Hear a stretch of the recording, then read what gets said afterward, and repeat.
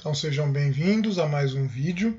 Então, depois de uma semana sem vídeo voltado aos alunos, agora a gente volta com os vídeos do nono ano.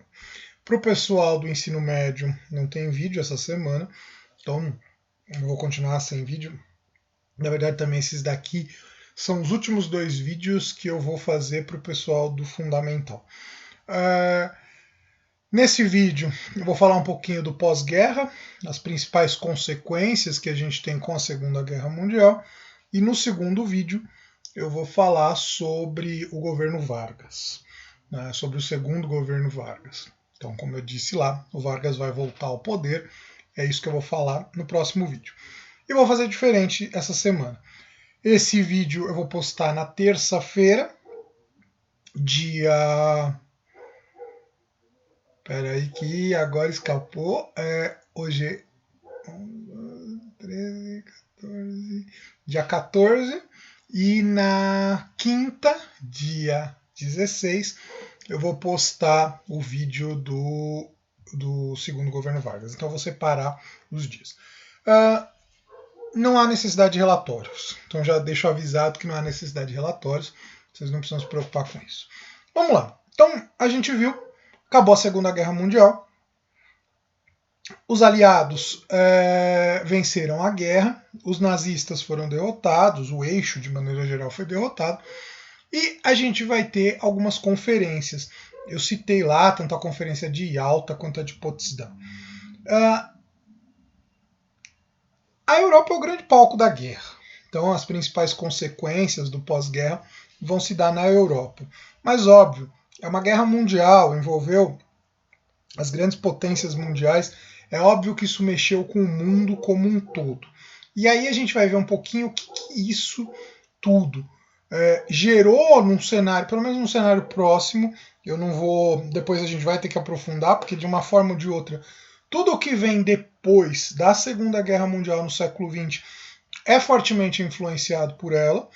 E aí, o desfecho do século XX, que é chamado do século breve por Eric Hobsbawm e por alguns outros historiadores, praticamente vai se dar ali no começo da década de 90. Mas aqui eu estou adiantando bastante já as coisas, a gente vai ver isso com mais calma quando chegar a hora. Vamos lá, o sumário, eu preparei um pequeno sumário aqui para a gente poder ver quais são as principais ideias, os principais pontos que a gente vai ter no pós-guerra. Primeiro, um saldo de 45 milhões de mortos. Já li em alguns outros lugares que diriam que poderiam ter até mais de 60 milhões de mortos, né? Então, na verdade, a gente não tem ao certo o número, tal, mas parece que é o número mais convencional, os 45 milhões. Vamos ter a divisão da Alemanha em zonas de influência. Então, a Alemanha, logo após a Segunda Guerra, vai ser dividida em 4 zonas, uma zona de influência francesa, uma zona de influência inglesa, uma zona de influência dos Estados Unidos, estadunidense, e uma soviética. Como consequência dessa divisão, a Alemanha vai ser dividida em 2. Né? Também relacionado à questão da Alemanha, a gente vai ter a instituição do Tribunal de Nuremberg, no qual vão ser julgados os que de alguma forma tiveram ligação ali, as principais autoridades que ainda estavam vivas do regime nazista.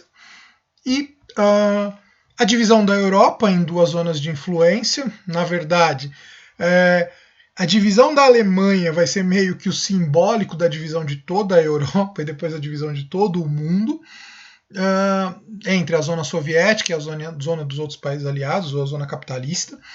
A ascensão do welfare state, ou estado de bem-estar social, relacionado ali à democracia, e a criação da ONU. Eu acho que esses são os principais pontos que a gente tem nesse primeiro momento pós-guerra. Então, só para lembrar, antes de eu falar ali também da guerra, né, logo do pós-guerra. A gente não pode se esquecer que antes da guerra ainda, o mundo estava passando por uma crise graças à quebra da Bolsa em 1929. Tem um vídeo aí no canal, deixar a referência aqui para vocês saberem, né, para quem não viu, o vídeo da crise de 1929. Os Estados Unidos vão sair da crise graças às políticas do New Deal, do Franklin Delano Roosevelt. Há uma forte interferência do Estado para recuperar a economia, e isso vai de alguma forma acontecer depois na Europa e no mundo como um todo. Isso vai ser a base lá do welfare state, ou estado de bem-estar social. Depois eu falo disso com mais calma, que a gente vai trabalhar um pouco isso. Mas vamos lá. Então, os 3 grandes líderes vencedores, Stalin, o Truman e o Churchill, se unem na Conferência de Potsdam para decidir o que deveria ser feito.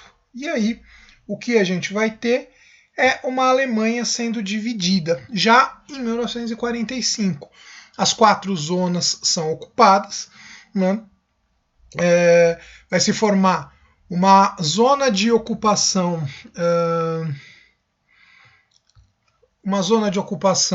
britânica, uma americana, uma francesa e uma soviética. Com o tempo, em 1949, essas zonas, as 3 ali, a britânica, a francesa e a americana, vão se unificar e vão formar a chamada Alemanha Ocidental. A parte soviética vai ser separada e vai formar a Alemanha Oriental.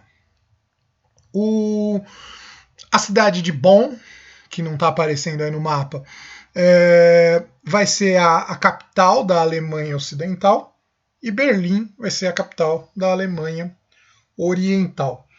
Então, aqui eu coloquei a Alemanha Oriental, também chamada de República Democrática Alemã, sob influência soviética, vai adotar o regime comunista. A Alemanha Ocidental, República Federal Alemã, capitalista, formada ali da junção das 3 zonas dos países capitalistas, França, Inglaterra e Estados Unidos, vai continuar com o sistema capitalista.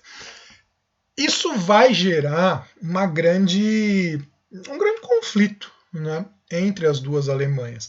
Até porque Berlim vai ser dividida, a cidade de Berlim vai ser dividida por um muro, o famoso Muro de Berlim, que vai ser a grande representação da chamada Cortina de Ferro, né, dessa divisão, num primeiro momento na Alemanha, depois a gente vai ver que na Europa como um todo, vai haver essa divisão. De um lado, o mundo socialista, do outro lado, o mundo capitalista. E aí entra toda a polêmica que isso vai gerar, que eu vou falar com mais calma no decorrer do vídeo. A gente também vai ter o Tribunal de Nuremberg, que talvez seja o evento mais importante que a gente tem no pós-Segunda Guerra Mundial. Porque como a guerra ela foi acompanhada do regime nazista, que trouxe num nível assim muito escandaloso o assassinato, os crimes contra a humanidade, isso acabou levando que não só a Alemanha fosse obrigada a ceder territórios, a pagar taxas, como foi feito na Primeira Guerra. Os líderes que ficaram vivos foram julgados e, em grande parte, condenados à morte. Foram condenados por enforcamento. Então, essas lideranças foram julgadas por um tribunal internacional, e esse tribunal determinou a execução dessas lideranças que ficaram vivas, aí, que foram presas no pós-guerra. Então o tribunal ele vai se dar de novembro de 1945 até outubro de 1946, a gente tem quase um ano aí de tribunal, né, em que foram julgados e tal, para decidir o que seriam feito. Como eu disse, a boa parte, alguns foram inocentados, outros foram presos, mas a maioria foi executado. Aqui a gente tem uma foto dos principais, né, das figuras aí. O único que eu vou chamar a atenção, que eu acho que vale a pena, é ali logo no canto, para vocês do canto esquerdo, tem um senhor meio gordinho, com um terno mais claro, que está com fone, na verdade todos estão com fone, mas o dele está bem visível, ele está com fone, tipo um headset que seria hoje, nos ouvidos. Esse é o Hermann Göring. Göring era o responsável pela Luftwaffe, Então ele foi um dos altos comandantes ali da Alemanha nazista. Foi condenado à morte, ele foi um dos que morreu enforcado.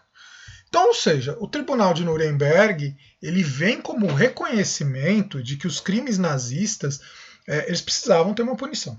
Chegou-se um nível tal de barbárie que a Segunda Guerra trouxe, porque não foi só a guerra em si, não foram só conflitos entre o exército desse ou daquele país que se mataram, não foram só civis que de repente, só é complicado falar, mas enfim, não foram civis que foram mortos num bombardeio, que enfim, que seria não aceitável, mas é próprio da lógica da guerra. Que a própria guerra em si já não é algo aceitável, mas enfim, dentro da lógica da guerra. Mas o que a gente teve foi uma política de extermínio por parte dos nazistas. Dentro lá do Holocausto, toda aquela ideia de você exterminar, você mandar para campos de concentração judeus e outros que principalmente foram os judeus, mas outros que também eram vistos ou como inimigos ou como inferiores. Então, o genocídio que se promoveu foi visto como uma barbárie tão grande que essas autoridades foram julgadas à morte. Como eu disse, grande parte foi julgada à morte, alguns foram presos, e alguns poucos. Na verdade, pelo que eu vi, só o von Papen, que era um dos líderes lá, foi inocentado. Então, para a gente ver que houve uma consequência em relação aos crimes cometidos pelos nazistas. Por fim, quer dizer, por fim ainda não, depois a gente vai ter essa divisão que, como eu estava falando, entre as zonas de influência dos Estados Unidos, das potências europeias ou das grandes potências capitalistas, isso vai gerar uma divisão na Europa. Então, lembrando lá, a Alemanha está praticamente no meio da Europa, né? Vamos mostrar aqui o mapa da Alemanha, da Europa atual. A Alemanha está no meio da Europa, então está ali em verde. Esse mapa é o mesmo que eu usei para o vídeo que tem aqui no canal, que não é um vídeo obrigatório, mas eu acho que é um vídeo interessante, fica aí como indicação. Também vou colocar aqui o card dele, o vídeo sobre a unificação das Alemanhas. Da Alemanha, melhor dizendo, né, dos povos alemães ali, dos estados germânicos. A Alemanha ela fica bem no meio da Europa, ela foi dividida, né, e quando a gente vê a rota dos exércitos soviéticos na reação, né, na retomada, eles vêm de lá do leste e vão varrendo todos os países que ficaram. A maioria deles eram aliados da Alemanha. Você pega a Romênia, a Hungria, a Bulgária, foram países que se aliaram aos nazistas. Os soviéticos vão varrendo esses países, vão derrubando os regimes que estão lá e vão colocando no lugar regimes socialistas, regimes pró-União Soviética. E isso vai formar o chamado bloco socialista. Então aqui, né, nesse slide, eu coloquei os nomes. Polônia, Tchecoslováquia, Hungria, Romênia, Bulgária e Albânia são nações que vão se tornar socialistas. Aqui a gente tem um mapa do chamado leste europeu ocupado pela União Soviética, ou né, que se tornaram depois países satélites, como a gente costuma chamar, né, na geografia, na história, de países satélites. Ou seja, países que estavam relacionados, países que estavam de acordo, estavam fortemente ligados com a política, com o regime soviético. Na verdade, vão se formar ali regimes socialistas, de certa forma impostos pelo exército russo, pela política russa, enfim, depois da libertação dos nazistas. Então, a gente tem essas nações, aqui um outro mapa. Se vocês forem reparar, ali a gente tem algumas mais, né? Eu citei alguns nomes, né? Tchecoslováquia e tal, mas tem algumas mais que na verdade já faziam parte da União Soviética, tipo a Ucrânia, que está ali, aparece no mapa, mas na época a Ucrânia não era um país unificado. A Letônia, a Estônia, a Lituânia, a Bielorrússia ou Belarus, aí depende de como se pega a tradução, né, a Iugoslávia, que não foi libertada pelos russos, vou falar da Iugoslávia daqui a pouco, mas a Iugoslávia, que não foi um país libertado pelos russos, que depois se desmembrou e tornou-se em diversos países. Então a gente teve o bloco socialista se formando a partir da libertação promovida pelos soviéticos dos exércitos nazistas, tirando os exércitos nazistas, naquela região. E isso vai trazer algumas consequências depois no futuro, né? O único país que não tem o regime socialista imposto pelos soviéticos, mas tem o regime socialista que surge a partir do próprio país, é a Iugoslávia. A Iugoslávia hoje já não existe mais, a gente tem uma série de países, a gente já falou um pouco da Iugoslávia, da Sérvia, né, lá na Primeira Guerra Mundial. A Iugoslávia é um país que vai unir vários povos que estão ali naquela região dos Balcãs. Então, cadê aqui o leste europeu? É difícil de mostrar para vocês. Vamos pegar ali o outro mapa. Ali onde tem uma estrela, bem abaixo ali, né, onde tem uma estrela vermelha num mapa, né, que formaria a bandeira, que é uma lista azul, uma lista branca com a estrela vermelha e uma lista vermelha embaixo, essa era a região da Iugoslávia, né? Então ali tem a Iugoslávia, olhando no outro mapa, também é uma região grande, que hoje, se você pega o mapa dali daquela região, só olhar aqui o mapa da Europa atual, a gente vai ver que tem um monte de paizinho. Esses países se formaram no decorrer dos últimos 30 anos aí, depois que acabou o bloco soviético. Então, essas são as nações, deixar um pouquinho aí para vocês verem, essas são as nações que vão formar o bloco soviético, ou o bloco socialista mais exato, né, sob a influência da União Soviética, depois da Segunda Guerra Mundial, que vão de alguma forma manter o regime socialista até mais ou menos o começo da década de 90 do século passado. Então, como eu disse, até mais ou menos uns 30 anos atrás. Depois disso, a gente tem o chamado estado de bem-estar social. Então, se na Europa Oriental, lá no leste europeu, se adotou o regime socialista, no Ocidente, no Oeste europeu, né, países como a França, a Alemanha Ocidental, a Inglaterra, a Itália, qual foi o regime que perdurou? Se criou o chamado regime de bem-estar social, muito ligado à social-democracia. A social-democracia é uma vertente de esquerda, mas é uma esquerda não radical. Então o que vai haver? Mais ou menos do fim da Segunda Guerra Mundial até a década de 70, 70 e poucos, a gente vai ter o vigor desse regime. É uma espécie de capitalismo humanizado aqui entre aspas, obviamente. Então, essas nações, percebendo o risco do bloco socialista, o risco da propagação do socialismo pela Europa e por todo o mundo, essas nações começam a trazer algumas melhorias.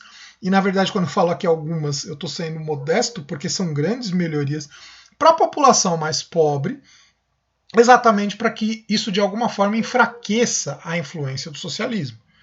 Né, do socialismo como foi colocado lá na União Soviética, como estava sendo colocado no leste europeu. Então, você mantém o capitalismo, mas você busca garantir alguma diminuição da desigualdade social. E aí, como eu disse, alguma aqui eu estou sendo modesto, porque quando você pega os países europeus, a gente tem uma forte política ainda hoje, mesmo com todas as mudanças que já teve de lá para cá, que a gente vai falar em vídeos posteriores, você ainda tem uma forte preocupação com a população, principalmente a população mais pobre. É só a gente ver, olhando esse cenário que a gente está vivendo atualmente, é só a gente ver como essas nações hoje elas encararam a questão da pandemia. Você pega países como a Inglaterra, como a Espanha, mesmo a Itália, com todos os problemas que teve logo no começo, Milão, enfim, são países que têm um forte investimento na saúde pública e por isso acabam diminuindo a possibilidade de morte, de doenças. Aqui eu estou falando da pandemia, mas pensando num cenário como um geral. Portugal, por exemplo, hoje se fala muito de Portugal.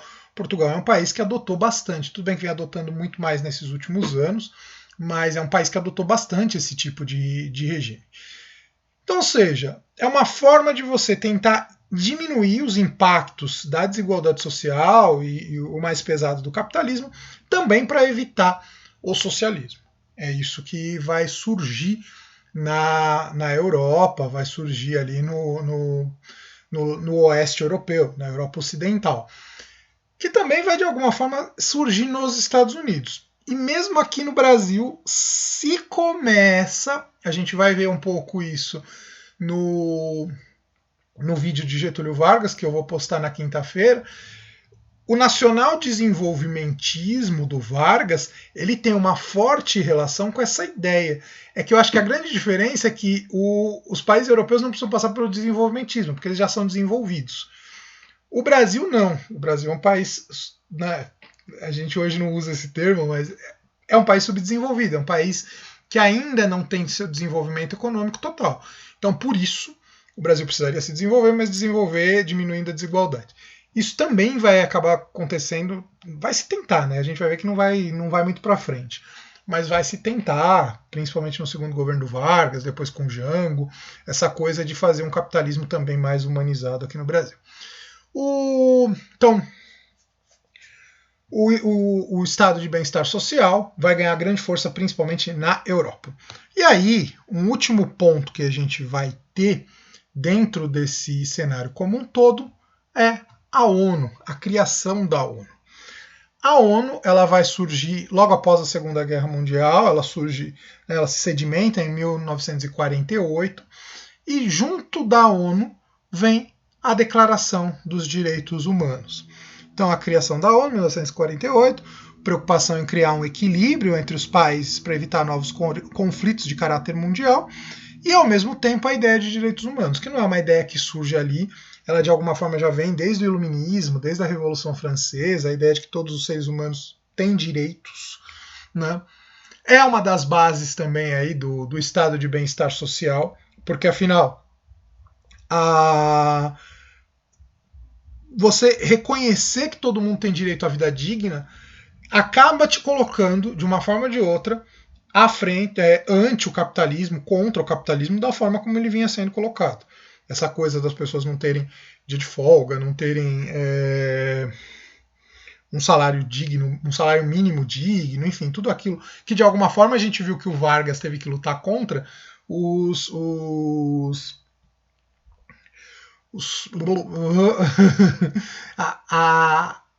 bem-estar social está de alguma forma ligado com a questão dos direitos humanos e tudo mais. E aí vem a Declaração dos Direitos Humanos, que além de tudo, além de toda essa questão, é uma forma de tentar garantir, sendo como base das legislações, uma forma de tentar garantir que ninguém vai ser perseguido por causa da sua religião, por causa da sua raça, por causa da sua opção sexual, orientação sexual, que é o mais correto de se dizer. A Declaração dos Direitos Humanos ainda não fala propriamente em orientação sexual, mas ela prevê uma série de direitos, para prever uma série de situações que ela vê como direitos básicos. São 30 artigos que ela prevê. Eu não vou fazer um vídeo específico sobre a Declaração Universal dos Direitos Humanos, mas eu estou fazendo uma série de vídeos aqui que eu não indiquei para ninguém, mas fica aí também a sugestão assistirem os vídeos sobre direitos humanos. Eu até agora só postei um, que eu postei na semana passada, também posso deixar o link aqui, mas eu vou fazer uma série no decorrer desse, enfim, do tempo que for durante a pandemia e depois, porque é um tema que me toca bastante, eu acho que é um tema bastante importante. Bom, terminando tudo isso, né? Terminou a guerra, o bloco socialista, o capitalismo humanizado, o mundo está em paz. Não, o mundo não está em paz. surgem duas grandes superpotências após a Segunda Guerra Mundial. De um lado, os Estados Unidos, do outro, a União Soviética. Eu terminei o vídeo passado dizendo, o vídeo lá sobre a derrota do eixo, dizendo que a União Soviética, os Estados Unidos atacam, jogam as bombas atômicas no Japão como uma espécie de recado para a União Soviética, que foi a grande vencedora sobre os nazistas, mostrando, se liga. Se liga porque não é porque nós não fizemos muita coisa na guerra não que nós estamos mortos, pelo contrário, a gente tem bomba atômica. Só que esse se liga foi entendido pelos soviéticos de uma outra forma. Porque assim, se em 1945, em agosto de 1945, os americanos, os estadunidenses, estavam jogando bomba atômica em cima do Japão, 3 anos depois, os soviéticos estavam fazendo testes com bomba atômica lá em regiões desertas da União Soviética, que eles também desenvolveram a bomba atômica. Então, ou seja, o mundo começa a entrar no que a gente chama de Guerra Fria. De um lado, o bloco socialista, do outro lado, o bloco capitalista. O risco de uma guerra nuclear entre o bloco socialista e o bloco capitalista, entre os Estados Unidos e a União Soviética, começa a se tornar real.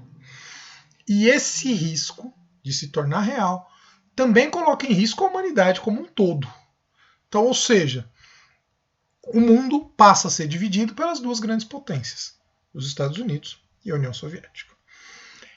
É em cima das consequências desse grande conflito, que vai se chamar de Guerra Fria, que vai se desdobrar as questões do mundo até o fim do bloco socialista no começo da década de 90. Com isso, eu encerro esse vídeo.